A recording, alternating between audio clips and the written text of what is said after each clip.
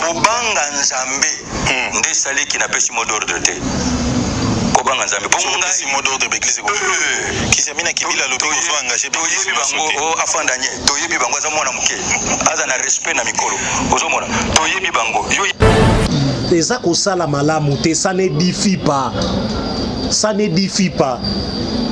Ozomona, tout ça c'est les journalistes qui posent la question à l'évêque général. L'évêque général devait se contenir parce que là j'ai comme l'impression qu'il a parlé sous l'effet à colère. Il a pratiquement n'agnos. Il a parlé sous l'effet à colère, sous l'effet à sentiment. Et voilà ma déclaration à Sali et commis qu'on scandalisé bad. Il peut pas dire à son collègue passer au baye bani naye ou azana kacha corporation naye qu'il s'était azamwana muke.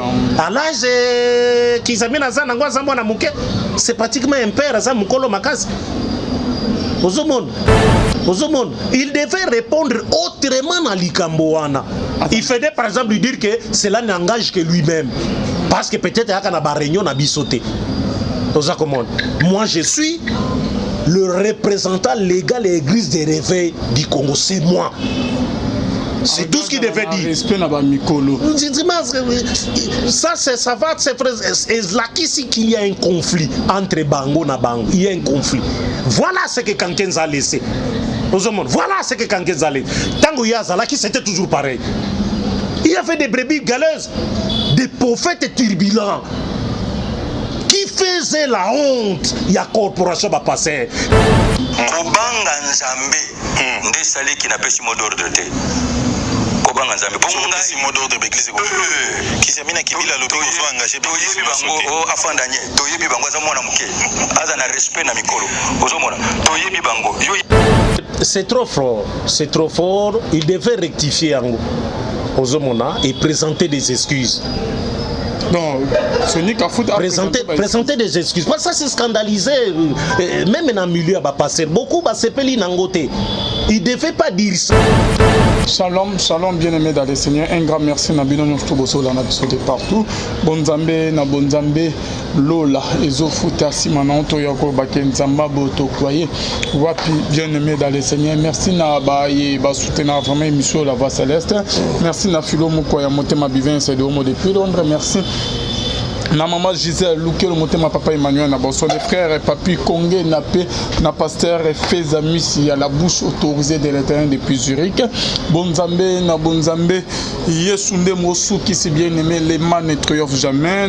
Toujours na cadre à informer, bino, le lot Torosoane, Toyamina, Tozana, Jijira Kabeya, Bokoyoka, Bamakambu, Yasomo, Ekobima, na émission. Il y a de l'eau bien-aimé dans le Seigneur.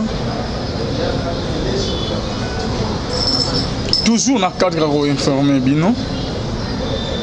Tu vois qu'il y a une vidéo bien-aimé. Tu as une moto tchaka audio. Tu as une audio. On a kinga katite yango jamais ozana rapprochement moto na Joseph Kabila zande konanga na kugwanga na ete azande konangai azali mwana nga na teye premier moto asambeli ile comme président zalingai et c'est mon travail. Félix Tshisekedi pas zande konayo oui osambeli pepo na ozaki na prière à la nation avec ça ngai avec ça na prière à la nation pas ça une invitation rien pour ani na yebi tuna bango bato bazala tenile sazotanga bakomba ba passer ba damalar na ngalisum yebisanga lisumu nini ezali soki mokonzi mboka pesho mbongo Félix ayambaki bino apesi bino pe mbongo sikoyo te apesi biso te nazolo bangwa bayambi bino ofele bobimi ata transport mosala nzambe soki atindi yango na kozwa pe na kotonda nzambe mais apesaki bino mais ndenge ngai tokendeki tango tokei koyamba turo tokei ayambi biso poto sola makambo tozongi kande tokendeki loko na tia kuna masuba na ngapo na 3 fois na toilette alors atano melaki ba secret na melaki mai mingi na melaki mai mingi. Ah, c'est bon. Tous accords du Christ. Tous allez na Jiji Kao ke boyebi eke. Alobaka bosolo. Tout ça la paix ba analyse. Na nyon surtout élégant ki bonzambe. Bien aimé dans le Seigneur. Jiji Ka ayoki audio très bien. Na camion surtout pasteur. Alobi bien aimé. Tozo ba qui s'appelle Yasuka. Yepe to bimaki kaka ndenge wa wana bayebaka keso bayembaka basali na nzambe maboko pamba te il faut bayekola moto amanda oyamba bato malamu ezalaki président Mobutu moto mpe oyamba bato malamu ezalaki osome Kimbuta soki okei osongi okoregrete karibira na yo te tozoloba ngo soloba oyo mokonzi batambusaka moto na nzambe pamba te okozwa lipamboli jusqu'à réaction na onani ça mon analyse na ba audio nyonso to koyoka wana ezali le général Sonny Kafuta Rockman président de l'église de Réveil na Congo. Bon, merci Ndengo Associenga. Général Ayeba qui est Aza serviteur de Dieu à Oumeli na ministère. C'est parmi les pionniers de l'église de Réveil. Ayebi ndenge mupepe wane soufflaka vers les années 80.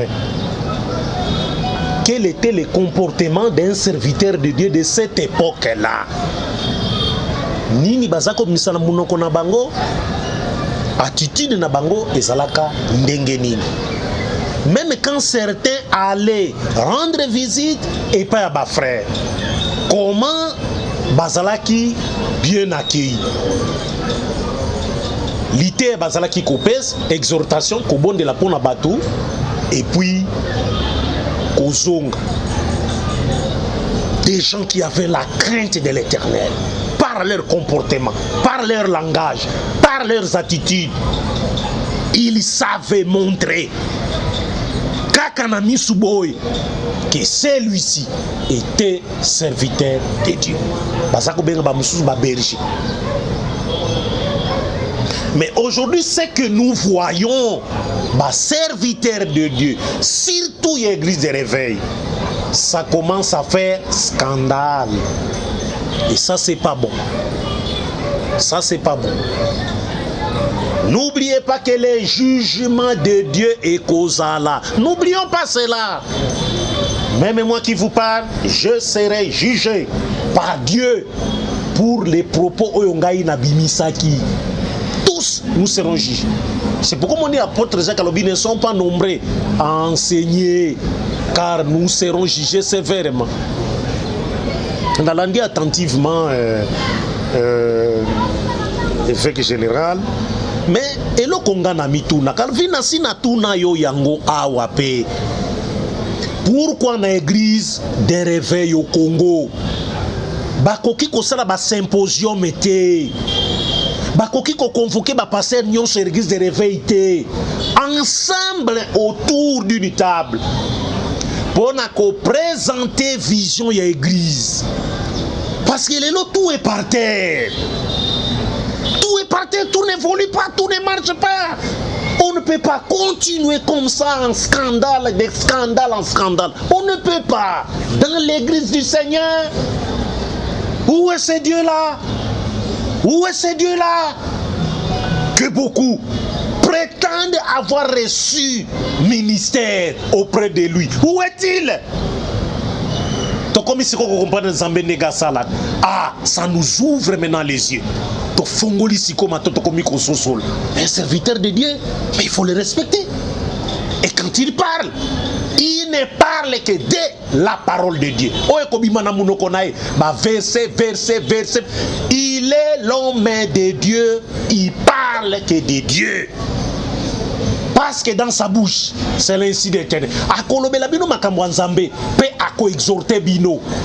Pas de propos politiques au monde angoté. N'est-ce vrai serviteur de Dieu au monde angoté? Pas de propos politiques. Aujourd'hui, tous on comprend pourquoi ba synode, pourquoi ba symposium, ba séminaire autour il y a nouvelle orientation église d'Hervé Congo ça les makaté. Pourquoi? Et fait que quand 15 azalaki wan tolobaki yango rassembler tout le monde, nani azali passer, nani azali passer te. Qui doit prêcher, qui ne doit pas prêcher. Nani azana ministère authentique et outi pa nzambe oye sengeli ya sala nani akoki ko sala yangote ba vandisa ye. Aujourd'hui on ne comprend plus rien na bakamweza kole. Alors vina tanga écriture moko na oyo makambo et lobami. Paul alobi na ba Corinthiens 1 Corinthiens 1 na une verset 10 verset 32 pardon. Alobi ne soyez en scandale ni aux Grecs ni aux Juifs ni à l'église de Dieu. Na reprendre en golisous. Ba serviteur de ba fongola matoi. Parce que là tokomi komona malamu lisusu biente.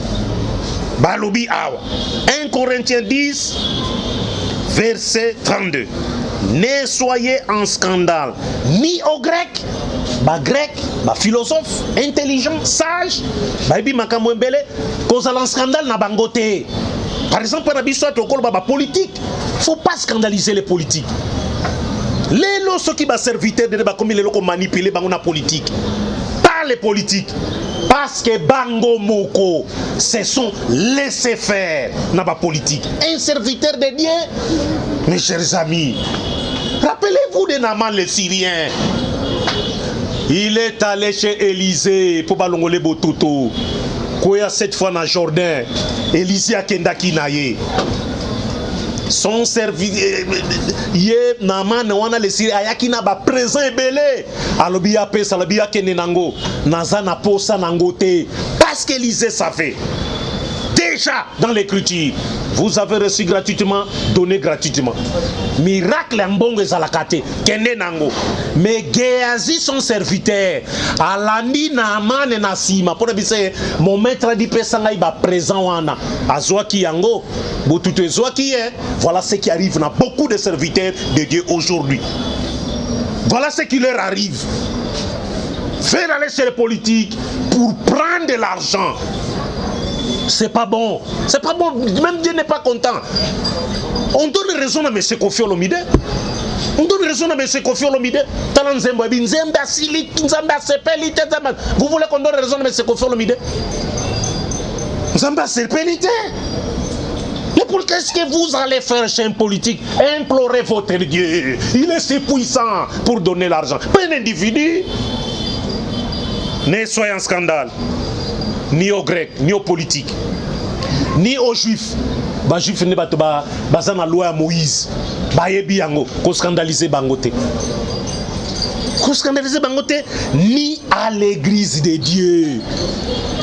Donc, ils ont ça la passe parce que là, c'est scandalisé complètement l'église du Seigneur. Et Zali Malamouté, Nzambe Azali Kosepelate. Moi, personnellement, Namoni Yango, pas très bien. Donc, l'image dans Zalakanango, il y a effet que c'est maintenant Sonika Futa na moni penda na ebité so journaliste ndé a poussé na communication. Il faut que les serviteurs de Moussous ba et Dakabango ayez tout un service alors. Chargez une communication vous allez chez un journaliste posez-lui la question. Na mutuna dit na ke pas journaliste wa na zaka ndenge moko ndike bana ba question na azana ba question moko ba tourner moko mobulu N'allez pas parler, serviteur de Dieu, devant un journaliste, ma question à sentiment. Non, n'allez pas faire ça. Lisez toujours les Écritures, toujours. Ils passent tous dans la ça comme on a bango. Mais donnez un verset, s'il vous plaît, donnez un verset. S'il vous plaît, donnez un verset sur ça. Donnez un verset.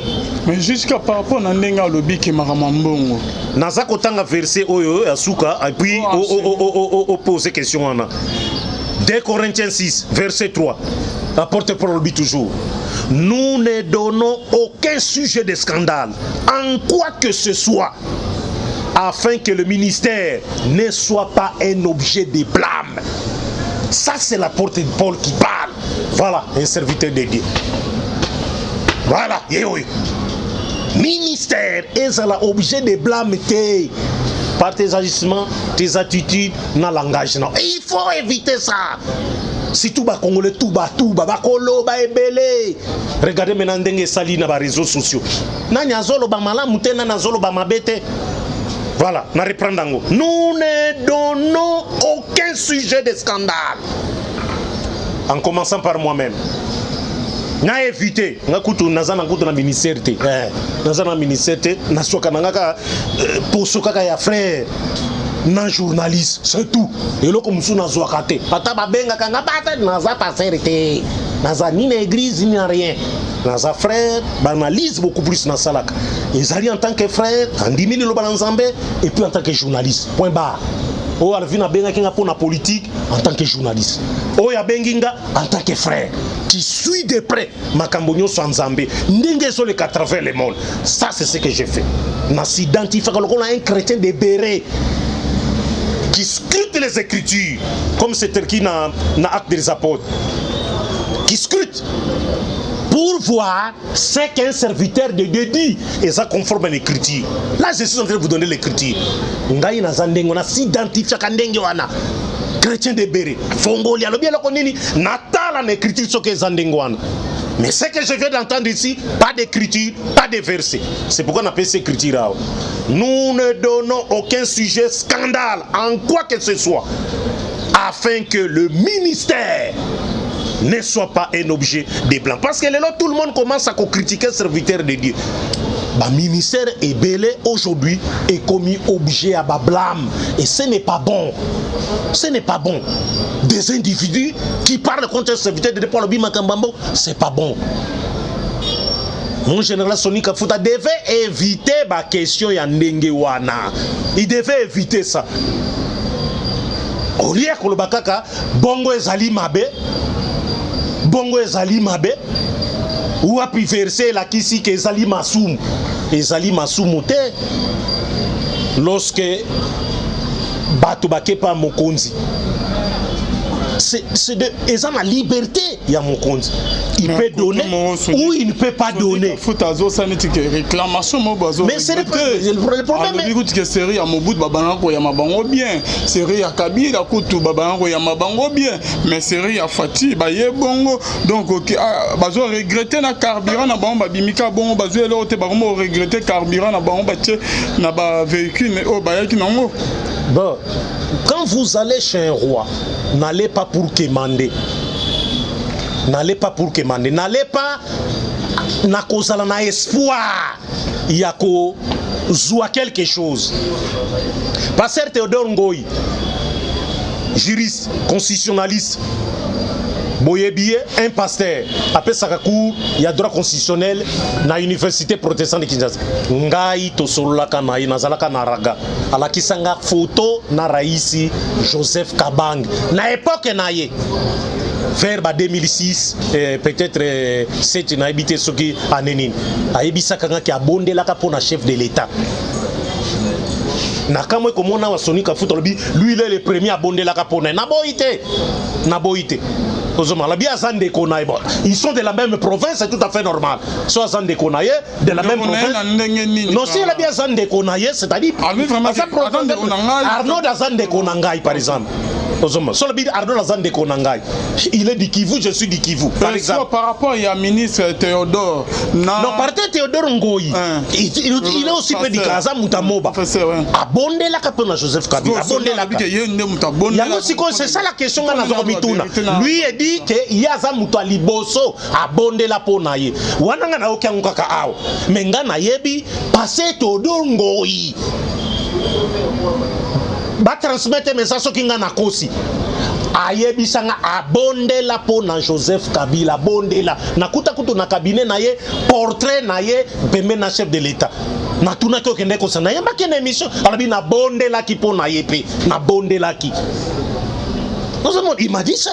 Ici, Namoni Sonipe a bondé les podos. Il a deux passeurs. Va bonder la ponaille. Deux passeurs. Mais le problème est Zaline à Mbongo. Parce qu'ici, Balobi, Mbongo. Balobi, a tiré au Kende Kingaka Tite. Tout ça qui go kakala, n'a habité sur les œuvres. Il y a le bien Zande Kone, mais bis aux Kake, Azali conseil spirituel. Il y a Joseph Kabitoza qui koyokang. N'a habité sur une fois quelqu'un. Azali conseil spirituel. Kassié, Sonika Fouta. Azali qui concernait Baratozaka Koyoka. Il semble qu'une fois le Bakangope, conseil spirituel naïe. C'est-à-dire, il y a Moutapé Saka, conseil spirituel. Parce que Bimi Kindego. Ici, il a dit Ndeko. Il n'a pas parlé des conseils spirituels alobi ndeko on a compris que ça peut-être dans le sens il y a katanga on a compris peut-être dans le sens on a d'après imagination nanga mais mongo nde alobi mutu azaki koyamba bango malamu ezali Mobutu na André Kimbuta mais alobi raïcité pourtant alobi azande konaye bapesi bango mbongo wapi soki ezali mabe mais en cité siko bato bazako yamba bango malamu nakoyoka bango kopesa mbongo na bakaribira Mobutu na André Kimbuta Kimbuta peut-être babengaka mascarade te boye non il peut pas quand même tromper kuna il peut pas quand même dire abimiska que André Kimbuta mais aboye kotanga comme Kabila parce que toyebi que Kabila soit na basala nzamba ce n'est pas ce qu'il a dit tolandi na yo awa alors que ba pasteur ba buna likolo ya ba mbongo ya président mais justement c'est ce qu'il a dit mais tout ça à propos de Denis Cité pour l'instant tuninga makambo Sony il a dit ici non ça c'est ton commentaire ça c'est ton point de vue ça c'est ton point de vue mais ce que nous avons entendu ici il a dit que bato bazako yamba malamu ezali Mobutu na André Kimbuta ozomon nde bazako yamba malamu donc sokoye na carburant na yo okoye bandeni okozonga parce que quand vous allez chez un chef yo serviteur de Dieu il faut un don ezala pote bapambola yo oza komona ça il a dit mais alobite Kabila koyamba bango malma alobi yango te oza komona donc il y a déjà quelque chose qui marche pas dans déclaration na ywana première chose deuxième chose balobi makambo afachi ici balobi ayamabino ayambaki te là la déclaration wana eza makasi pe mingi enzo mona parce que na yebite mebimi propriété ozomona nakeneka kotika masuba nanga c'est pas un homme de doit avoir il faut en retenue na maluba nae parce que même apôtre Paul alobi yango votre langage c'est-à-dire qu'on n'entende pas des propos ozomona malveillant malhonnête apôtre Paul apekisi yango alobi mozaka na maluba moko ya mabete to ba blague to ezala nommé parmi vous mais combien plus votre serviteur de Dieu maloba ya masuba ça sonne pas bien dans l'écran et même le journaliste même est scandalisé il est étonné vous avez 3 fois kotika masuba et c'est tout ce que nous sommes rentrés mais si vous n'avez pas fait de demande dans chef de l'État qu'est-ce que vous voulez qu'il fasse vous avez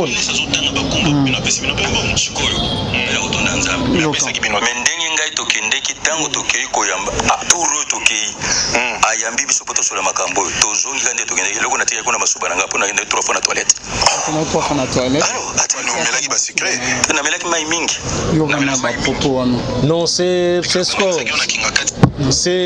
trop fort il devait rectifier yango ozomona et présenter des excuses. Non, présenter des excuses. Parce que ça c'est scandalisé. Même dans le milieu, passer beaucoup, c'est nangote. Il ne devait pas dire ça. Il devait seulement se limiter à Kolobake.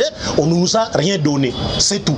Nous sommes venus chez lui, Tosololi, et nous sommes rentrés tel que nous étions venus. Rien. Nous sommes rentrés, c'est tout.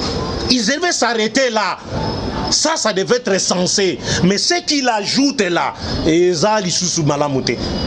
ce qu'il a ajouté les sous Malamouté, à mon bon sens, il fallait présenter Beski. Si vous avez été scandalisé par les propos de Masuba, Bolimbisa, et Zalaki, Bimaki, Kakanengwana, Bolimbis, ce n'est pas ce que j'ai voulu dire. Bolimbisa, c'est un serviteur de Dieu. Mais les laisser comme ça, c'est pas bien. C'est pas bien. Nalandi makambo ya chole, alobi eloko mususu na yepe alobi eloko mususu na makambo a vote ya Ronsard Malonda. Ozomon, nakamwaki.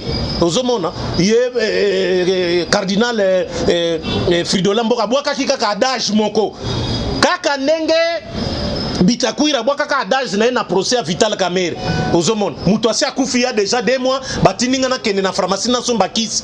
Alors que mutango asi akufi déjà il y a 2 mois. Ozomon, Fridolin Mbonge pe aboka ki pendengo na le kamba Ronsard Malonda et bimisi makelele. Ozomon, et ça là qui bien tête. Finalement on ne sait pas qui a dit la vérité, qui a menti. Entre Abechole na général Sonika Foot. Et ça là qui malamuté. Et ça là qui malamuté, babonde là qui. Mais demandez à ce que Nzambe, si vous avez un seul Dieu, mais priez lorsque les apôtres balanga qui baluka remplaçant Judas, qu'est-ce qu'ils ont fait? Ils ont prié leur Dieu et puis ils ont tiré au sort. Ils peuvent pas faire ça vraiment, ma serviteur de Dieu. Pourquoi nous scandaliser comme ça même Nabilo Kwamike? Priez votre Dieu et puis tirez au sort. C'est tout, Dieu allait donner la solution. Il faut qu'on s'arrête vraiment. Où est Dieu dans tout ça? Ça fait pitié. Ça fait pitié dans mon cannabis. Ça fait pitié dans mon cannabis. $5,000 Nakangi parenthèse, je ne suis pas Nazana Makambo Anate ya Ronsaro. Nazana Koloba Makambo ya Obalobi. Mais justement, je réponds à vos questions. Ma question nous a posé. Nasi na répondre au. Donc pour Nangai, général Sonika Foot a retiré et a présenté mes excuses pour la partie wana lobaki wana. Parce qu'il est allé à la présidence de la République.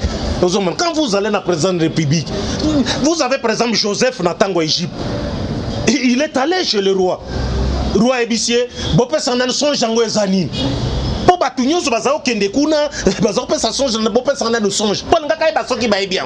Joseph après ça akoma ki gouverneur kuna te. Vous allez là-bas au Québec, c'est le Conine. Qu'est-ce que vous allez dire au président de la République? Discuter autour de la mariage. Mais là, on a Sami Nambo. Bao ya Kalabanal. Baselanza bazai zinga na ya Kabila OK les contextes, nous sommes dans un contexte politique. C'est différent dans la Bible, c'est différent.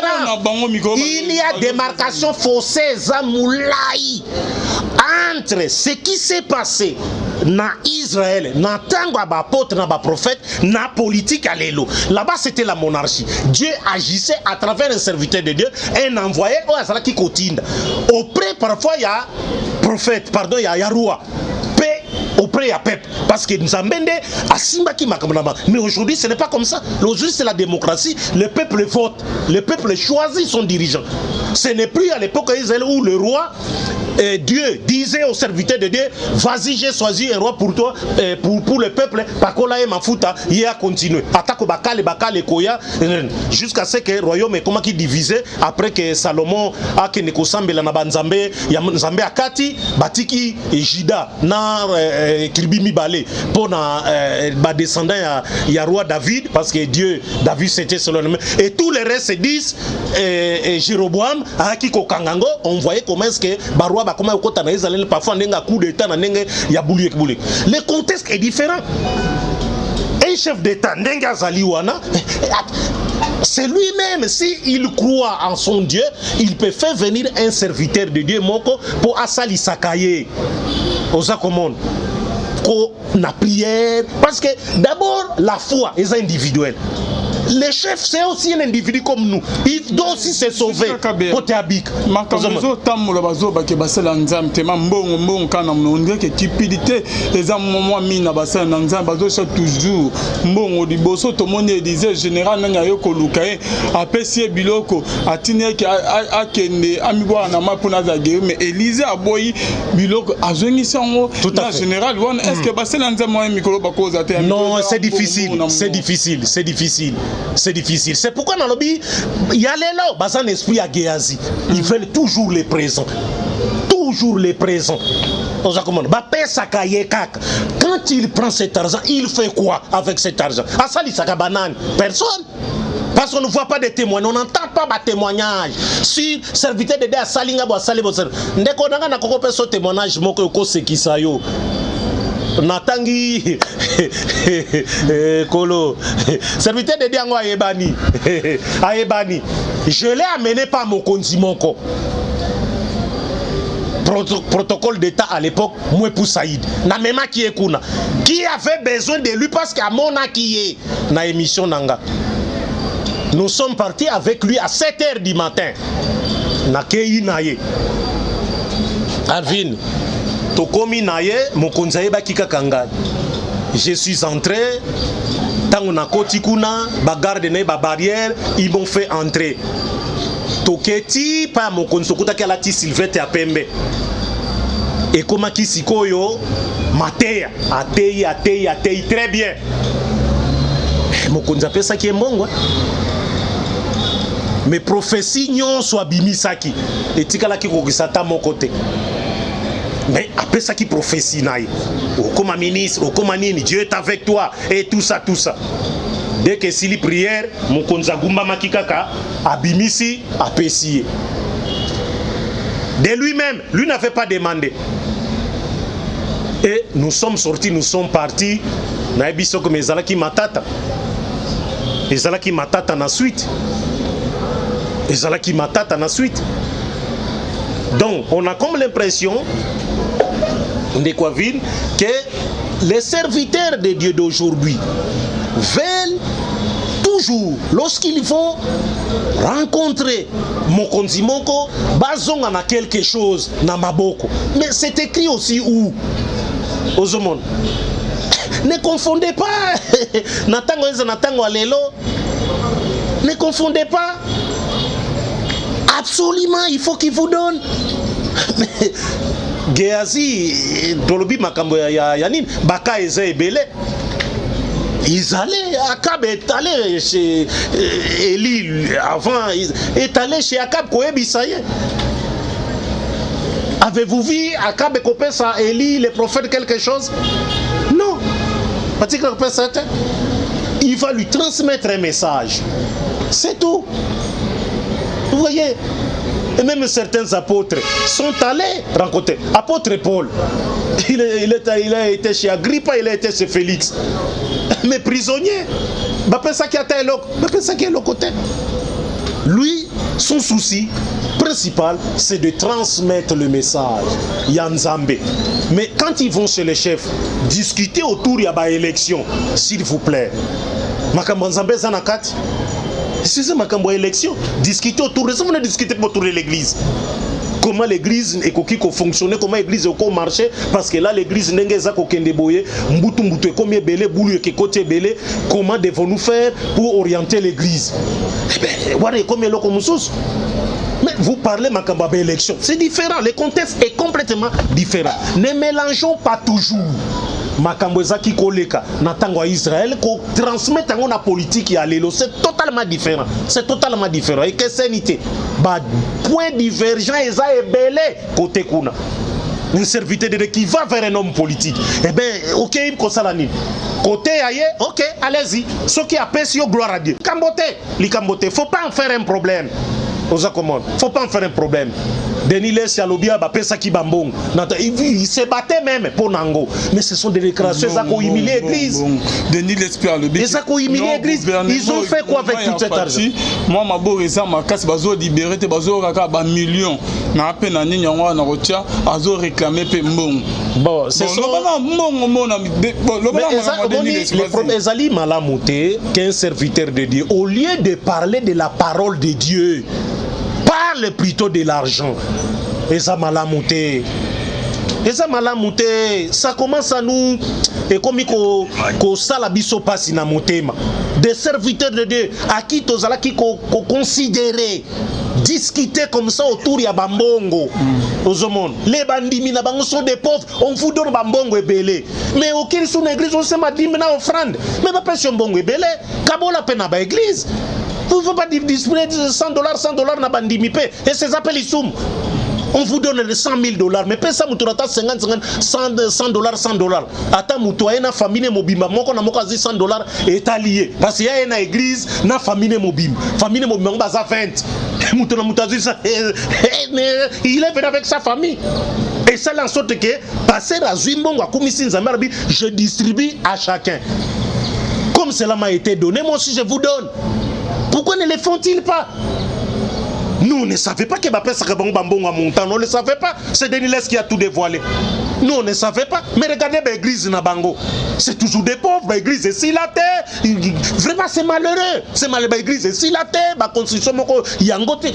Mais on vous donne l'argent. Mais bâtissez quand même quelque chose. Il y a bien propre. Donc, c'est quelque chose, moi personnellement, est scandalisé ngai na moni yango malamouté, na souhaita qui n'est pas verset biblique et bima. À chaque réponse, à chaque question posée par les journalistes, qu'un serviteur de Dieu, mais qu'un serviteur de Dieu réponde par un verset biblique. Parce qu'il a l'esprit de Dieu en lui.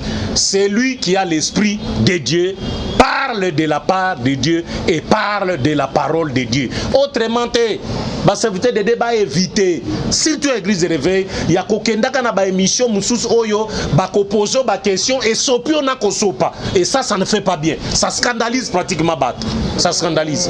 Modèle kasi denile sazo dénoncer ba makambo Kindumba, Monimo Masanga, Ekobo, Tipidité, ake kutu musika. Alobi na Congo ata des vrais serviteurs ya Nzambe bazate. Non, bon, ndenge balobaka na adage mon en français,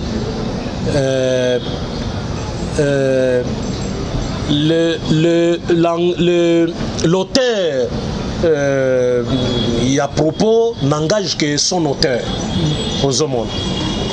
Il est libre de faire des déclarations, mais il doit vérifier. Est-ce que a-t-il vérifié ma passer de nyonso au bazar la République démocratique du Congo pour le bakata moko azalite? Vous pensez vraiment n'a pas nabiso negetozabo vraiment na mokil un seul serviteur à Malonga zalate? Vous pensez ça? Alors c'est que Dieu n'est pas avec nous. Dieu c'est qu'atikali na lola na seigne après. Il faut basal, bas serviteur de Dieu, vrai, véritable. Il faut basal. Dans la Bible, il faut basal. Ceux qui sont sérieux, Moussala na bango, c'est la pas l'argent. Ils sont seulement autour de la parole de Dieu. Ba vandikuna, c'est tout ce qu'on demande. Ceux qui azuba mbongo bazako zawana, partagez aussi avec les autres. Ne vous battez pas pour ça. Non, tikoloba ils ont pris cette basali nangonini. Okosombanda kunayo et puis c'est tout. Et l'église alors. Et l'église alors. C'est pas bon. Ce qui se passe, Ezako baby ça complètement. Ozomona. Et espoir bananzambe bazanango. Un serviteur de Dieu, c'est lui qui représente le Seigneur. Tala par exemple dans Matthieu 24, 45, Nazui 46. Natanga yango. Moussala ya serviteur de Dieu. Il y a évêque. Oba tindi a nini. À s'occuper na baninga. Oza komon. Ça c'est Matthieu qui le dit. À l'obinini. Na Matthieu 24. Nazana 45. Ozomon. Nakena 44 pour nako zomwani nabi. C'est pourquoi vous aussi tenez-vous prêts, car le Fils de l'homme viendra à l'heure où vous n'y penserez pas. Est-ce que ma serviteur de Debasa Kotanga Oyo? Il viendra à l'heure où vous ne penserez pas. Nekonanga. On te trouvera dans Maongo. Tu discutes autour de l'argent, ma pouvoir. C'est ça ce que Dieu vous a dit de faire. Laissez ma kamabambongo. Wana tu mourras, tu laisseras l'argent. On a parlé de Mobutu. Mobutu était Zakina Bambongo Belé. Où est-il na Bambongo Naye? Où est-il? Ça ne nous inspire pas. Et l'Okoana. On est dans les matériels, alors capote pour lobby. Ne vous occupez pas de ce qui se passe sur la terre. Préoccupez-vous de ce qui se passe aussi. Des choses du ciel. Pas assez. L'argent c'est quoi? C'est Dieu qui donne l'argent. N'a-pas au copesto, au copesayote. Et c'est la point focal nayote. Voilà lobby en Matthieu 24, 44. C'est pourquoi vous aussi. Nazol bana bato bako yoka ata bo fingi mafu ezandenge na ngako finga nepesa nga makasi critique nepesa nga makasi.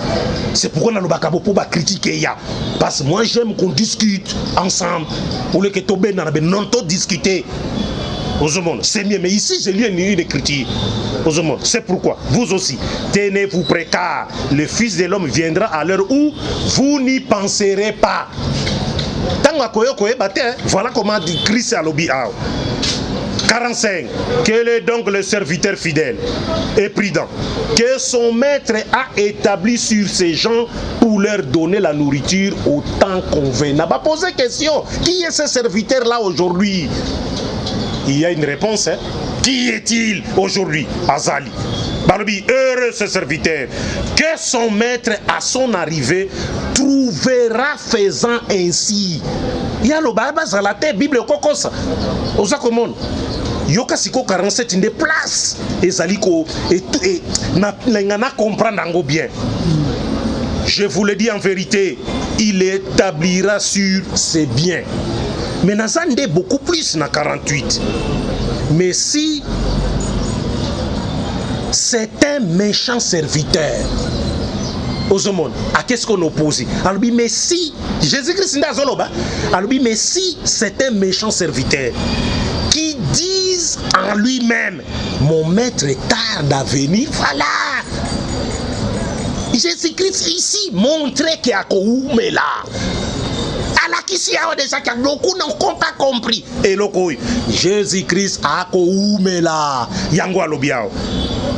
Il est méchant, on a serviteur, mon maître est tard à venir.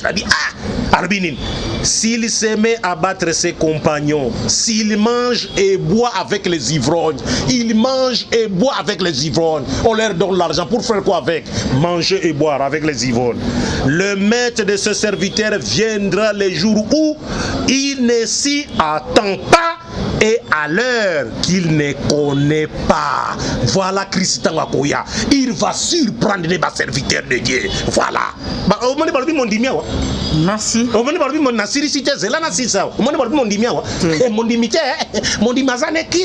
On parle des serviteurs de Dieu. Yoka verset à Souk. Le maître des serviteurs viendra le jour où il ne s'attend pas à l'heure qu'il ne connaît pas. Il les mettra en pièces. Voilà ce qu'ils attendent. Voici ce que le maître n'a pas dit. Il les mettra en pièces et lui donnera sa part avec les hypocrites. Les hypocrites, bilongimi balé. On fait semblant de servir Dieu alors qu'on aime l'argent. Les hypocrites, c'est là qu'il y aura des pleurs et des graissements des dents. Ça, il faut que ma serviteur de Dieu basala averti. Sinon, Ekokogisama, tôt ou tard, que cela soit écrit et accompli. Merci beaucoup, Jijika, pour nous ça, Kabeya, Oyoki Kakoyo, la Souka. Kobanga Nzambe, nde sali qui n'a pas si mot d'ordre te. Kobanga Nzambe, bonga si mot d'ordre l'église ko. Qui s'est mis na kibila lobi ko engagé ba. Toyebi bango o afandanye, toyebi bango za mwana muke. Aza na respect na mikolo. Ozo mona, toyebi bango. Oyoki na bandera. Bon, qui s'est mis na kibila lobi ko engagé ba. Toyebi bango o afandanye, toyebi bango za mwana muke. Aza na respect na mikolo. Ozo mona, toyebi bango. Kobanga Nzambe. Makambo yo ya baseni ekotisi guerre moko entre ba icône ya bonzambe ya église na biso na Congo eza nini? Oyoki nde pasteur Soni Kafuta lobi non? Oui, Nalandi, mais c'est trop fort. Aux autres, on a besoin de serviteurs de Dieu. Ils ne doivent pas étaler sur la place publique ba conflit na bango. Et ça ko sala malamu te, ça n'édifie pas. Ça n'édifie pas. Tout ça, c'est les journalistes qui posent la question à l'évêque général. L'évêque général devait se contenir parce que là, j'ai comme l'impression qu'il a parlé sous l'effet à colère. Pratiquement n'agnos. Il a parlé sous l'effet à colère, sous l'effet à sentiment. Et voilà ma déclaration à Sali est commis qu'on scandalisé. Il ne peut pas dire à son collègue, passer au baye bani naye, ou à zana kacha corporation naye, qu'il s'était à zamwana mouke. À l'âge qu'ils amènent à zana zamwana mouke, c'est pratiquement un père à zamukolo makas. Il devait répondre autrement à l'Ikamboana. Il faisait par exemple lui dire que cela n'engage que lui-même. Parce que peut-être qu'il y a une réunion à Bissoté. Moi je suis le représentant légal et l'église des réveils du Congo. C'est moi. C'est tout ce qu'il devait dire. Ça va, c'est là qu'il y a un conflit entre Bango et Bango. Il y a un conflit. Voilà ce que Kankenz a laissé. Voilà ce que Kankenz a laissé. Tango Yazalaki, c'était toujours pareil. Il y avait des brebis galeuses, des prophètes turbulents qui faisaient la honte. Il y a corporation qui passait. Quand est-ce qu'on organisait synode? Organiser symposium où tous vendent ensemble pour donner de nouvelles orientations à l'église de réveil. Mon colonie va kosalango.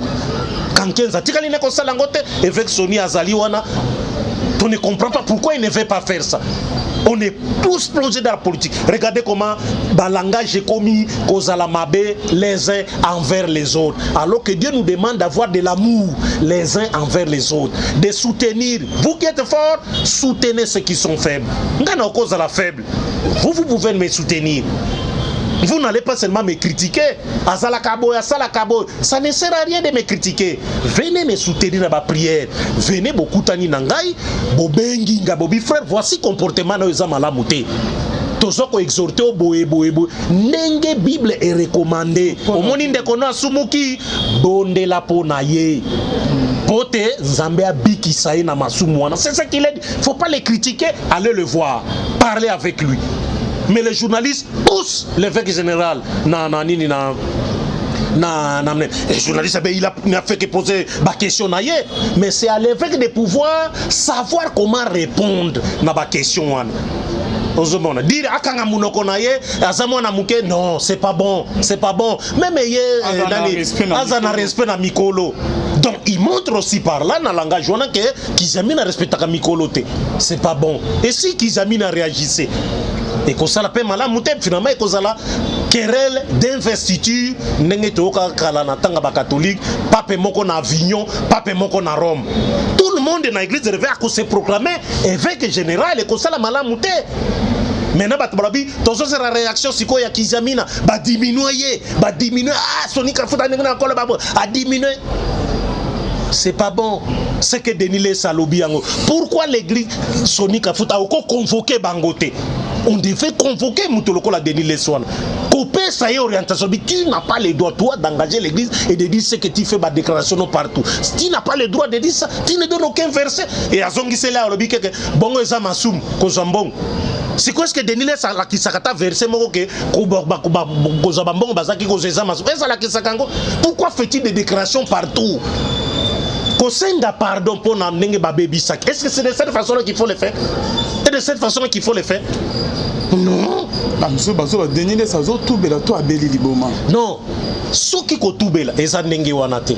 Il faut kotubela na bisika ba serviteur nyonso basangani. Ozakomona na synode na séminaire na bango na basali ensemble nde bakoki kotubela ensemble. Regardez ce qui s'est passé dans l'église catholique Pape François. Tango ba monaki ke pédophile zo frappé makasi basalaki synode. Ba cardinal musu ba avec ba tubela kité. Pape asengaki pardon te.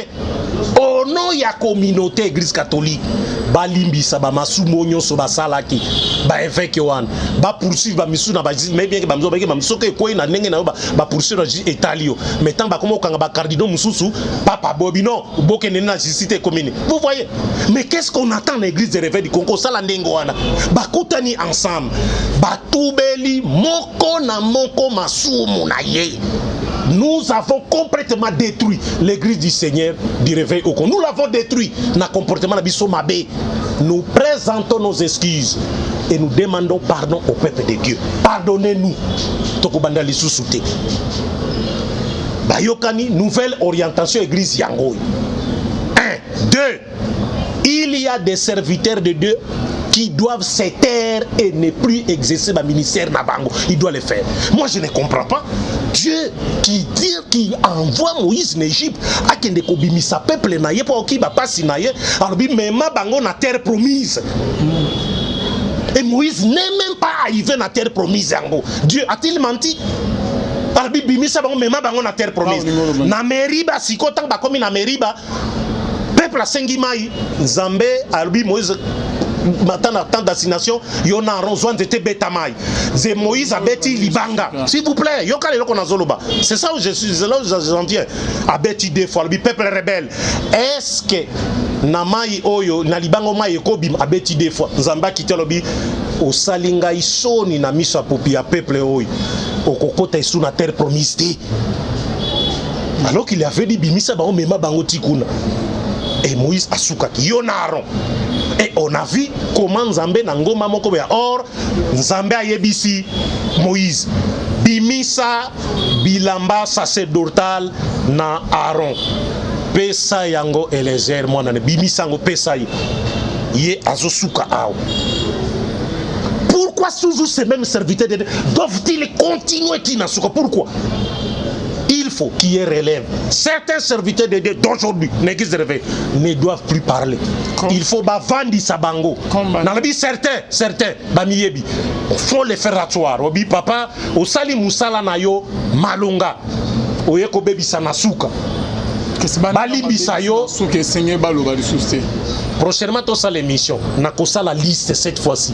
Il y a des serviteurs de Dieu qui n'existent pas. Oh, yo penza en tout cas. Ce qui bato bakondimelangate et taliban. Mais il faut relève et salema. Comme ça a été fait dans Moïse, comme ça a été fait dans Aaron, comme ça a été fait dans Élie, comme ça a été fait dans Élisée, comme ça a été fait dans l'apôtre Pierre et les autres. Pemi Saki Bangobi Papa, Osali Moussala Soukelao. Toi tu continues. Merci. Dieu lui-même est plutôt dans Zambé Zalakandengwa. Autrement. Merci beaucoup. Sinon, en tout cas, c'est de l'anarchie, de la confusion. Votre numéro de contact, s'il vous plaît. Et ça, même numéro, plus 245, plus 243, pardon, 85, 152, 79, 31. Jango Wananasa, Bonzambe, na Bonzambe, Lola, Ezofuta, Simananto Yarol Bakenzama Moto, Live.